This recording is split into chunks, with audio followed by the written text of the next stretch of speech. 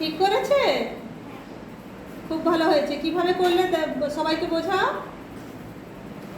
6 ঘন্টা থেকে 1 ঘন্টা ধান নিয়েছি, 60 মিনিট হয়েছে, 60 মিনিট আর 25 মিনিট যোগ করেছি, 85 মিনিট হয়েছে। 85 মিনিট থেকে 31 মিনিট বাদ দিয়েছি, 54 মিনিট হয়েছে।